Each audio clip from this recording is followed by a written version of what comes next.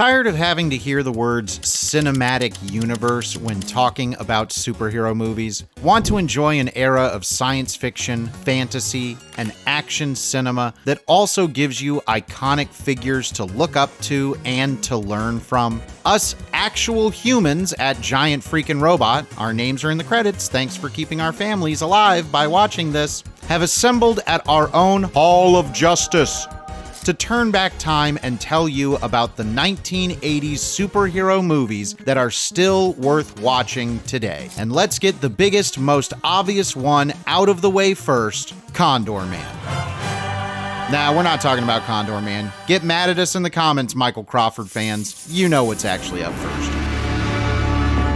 Director Tim Burton changed superhero history, let alone movies, with the 1989 release of Batman. Jack Nicholson blew audiences away with his superbly seasoned ham of a performance. Michael Keaton made the cape and cowl his own, and we are still feeling the influence of this movie on blockbusters almost 40 years later. I'm Batman.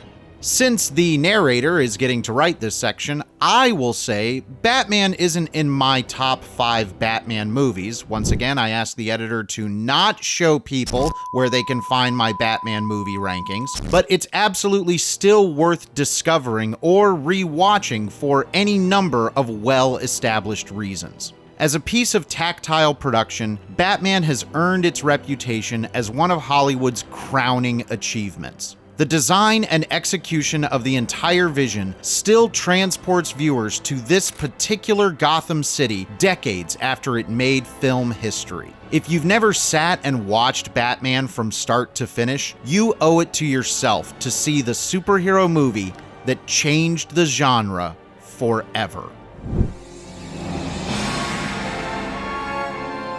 If you were asking me, Mr. Narrator, to name the best superhero movie of all time, it is not even a debate. I fucking love that guy! Robocop is a masterwork from director Paul Verhoeven about a resurrected police officer turned into a mindless cyborg by an evil corporation. Is there any other kind of corporation, really? No. But humanity triumphs over the soulless programming of capitalism as Peter Weller's Alex Murphy regains his memory and seeks out the criminals responsible for his death and his sci-fi return from the grave. If you only watch one movie on this list, it must be Robocop. Movies just don't get any better. Tell them how I feel about your movie, Emil. I like it!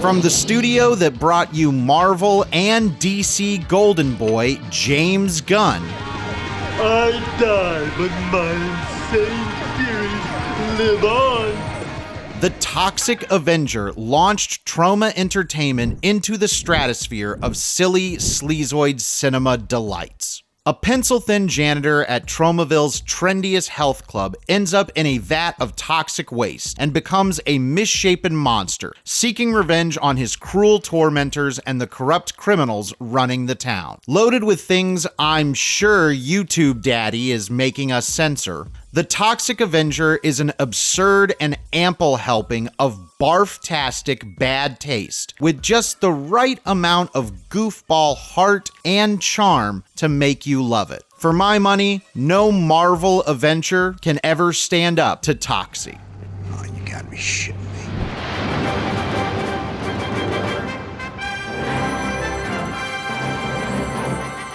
You will believe a man can kneel in Superman 2, a direct sequel to Richard Donner's smash hit, in which the Man of Steel may have met his match with 3 evil Kryptonians just as strong as he is. General Zod and his cronies bust out of the Phantom Zone and come to Earth to defeat Superman, but the hero has forsaken his powers in order to live a mortal life with Lois Lane. Defending his adopted planet from this new menace means getting his powers back, forcing the greatest hero to choose between the love of his life and the rest of humanity. While all of the performances in this film are adorably earnest, the highlight of the whole thing is Terrence Stamp, giving the movie the perfect level of villainous, campy fun. You will be saying, Kneel before Zod! a lot after the credits roll. And you can choose 2 different cuts of the movie to check out. The original theatrical cut, which was completed by director Richard Lester, or the alternate cut supervised by original director Richard Donner.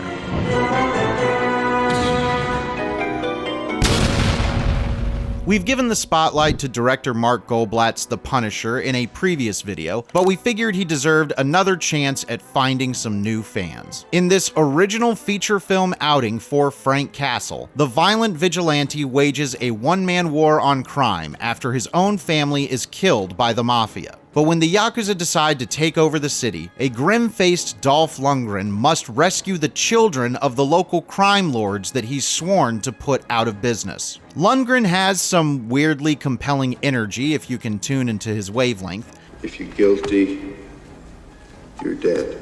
But what we love most about this early superhero film is how much of a love letter it is to old-school action schlock. The local video store was filled to the brim with these kinds of scrappy shoot-'em-ups made for a pitiful fraction of however many mega millions Disney just burned on the next MCU product. The Punisher is a throwback to a simpler and admirably lower budget era of comic book action, and it stands as a solid example of the decade's grindhouse charms.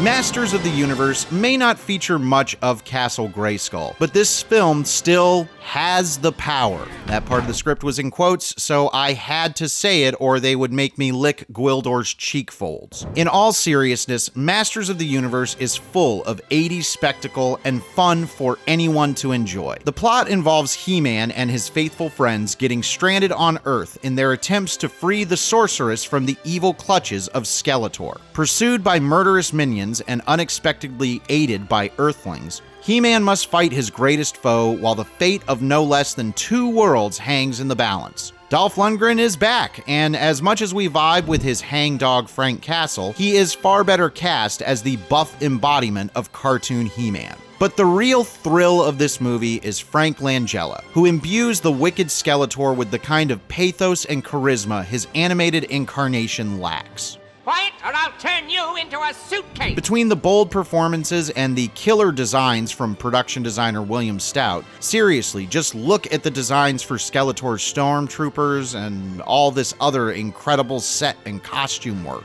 Masters of the Universe may not please the fanatically faithful, but it's still a sci-fi superhero from the 80s worth a movie night.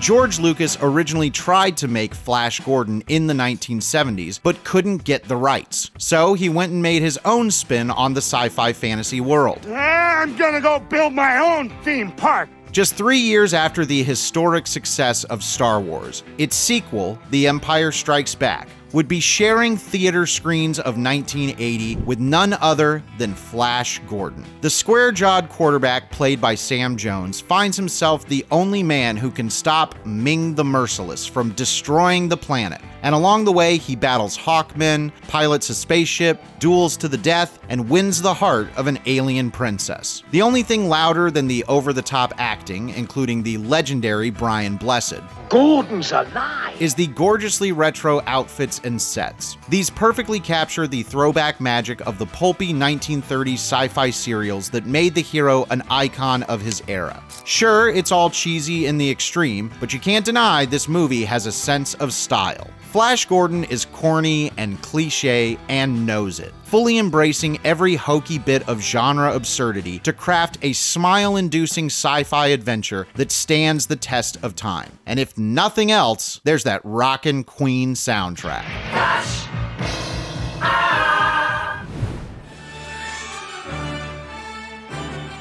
DC's first attempt at expanding a superhero film franchise with a new hero arrived in 1984 with Helen Slater as Supergirl. And it would have been even more monumental if the Christopher Reeve Superman cameo was left in the final script. Instead, Supergirl puts the Man of Steel's cousin up against Selena, an evil sorceress who wants to harness the Omega Hedron and conquer the world. The by-the-numbers plot, filled with cheap special effects and nonsensical twists, falls apart by the second half. No. But Supergirl still stands out thanks to Helen Slater, whose charming performance captures everything that has made Kara Zor-El a fan favorite for decades. Supergirl is one of those movies you'll put on thinking you'll laugh at it, but by the end, you're rooting for Slater and wondering how amazing she would have been if she had gotten more chances at the role.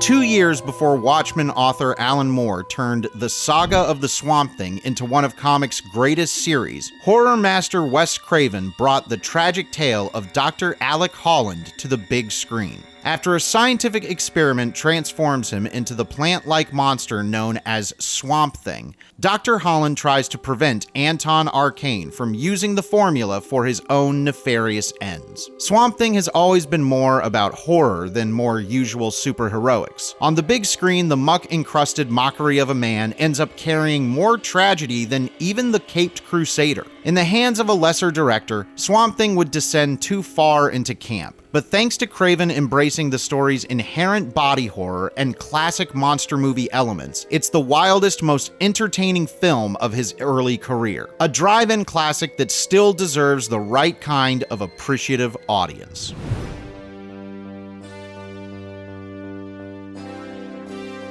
In a world with Deadpool, it's hard to imagine a more bonkers superhero film, but for decades, no one has been able to match the insanity of the neuroscientist, test pilot, physicist rock star, Buckaroo Banzai. The adventures of Buckaroo Banzai across the 8th dimension packs more characters, more plot, and more wild sci-fi superheroics into 102 minutes than most modern superhero films today. In short, Buckaroo Banzai and his band, the Hong Kong Cavaliers, have to stop Dr. Emilio Lizardo from rewriting history by traveling through time and space to combat the Red Lectroids, prevent an intergalactic war, and find a way to return home. Meanwhile, in our reality, Buckaroo Banzai invented modern nerd culture before anyone knew what to call it, and has become one of the greatest cult films of all time that has influenced every successive sci-fi movie you've probably ever watched. Even if that's not the case, it's still a better multiverse film than anything Marvel's done. Between Buckaroo Banzai and Robocop, Peter Weller deserves to be recognized as the 80s superhero icon. And never forget, no matter where you go, there you are. if you enjoyed Superman 2, Superman 3 deserves a chance to be your next adventure into the heyday of 80s superhero cinema. Though critically panned, this entry in the Superman film series is not without its charm. It has plenty of action, as well as comedy legend Richard Pryor, playing a bumbling computer genius who steals an exorbitant amount of money from the payroll long before Office Space made it look cool.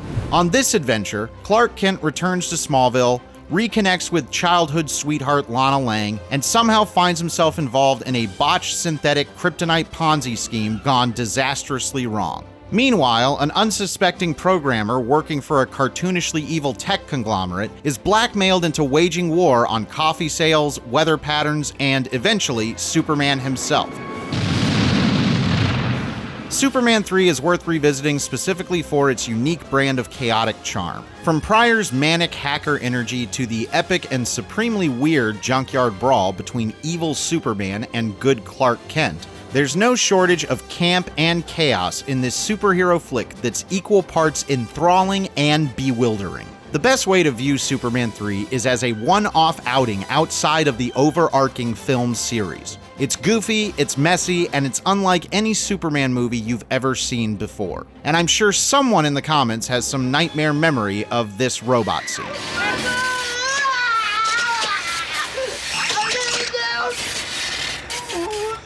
Yes?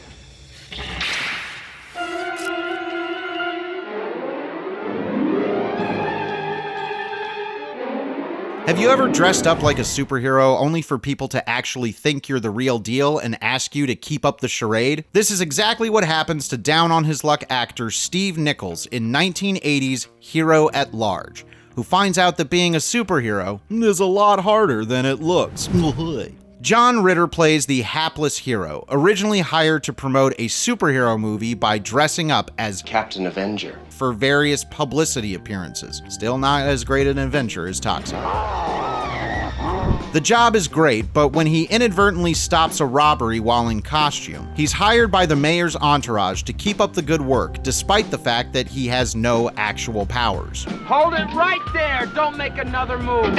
Using naive sincerity as a vehicle for its inherently silly sense of humor, Hero at Large's premise is infinitely elevated by Ritter's commitment to the bit. Our hero learns that he's way in over his head. He's just a guy with a fancy cape and belt who dedicates himself to a cause that's way above his pay grade. Hero at Large is a superhero comedy with a feel-good edge, a stark contrast to the doom and gloom world building that has dominated superhero cinema for nearly 2 decades. It's the kind of movie that reminds us sometimes all we want to see is a good guy trying his best. He just happens to like wearing a cape. Feel like we missed a few? Let us know your picks in the comments. I should have stood up for the Return of Swamp Thing. That's a fun little movie. I give it a thumbs up. Love you, Swampy. Like and share this video and subscribe to the channel for more from the actual human beings at Giant Freakin Robot.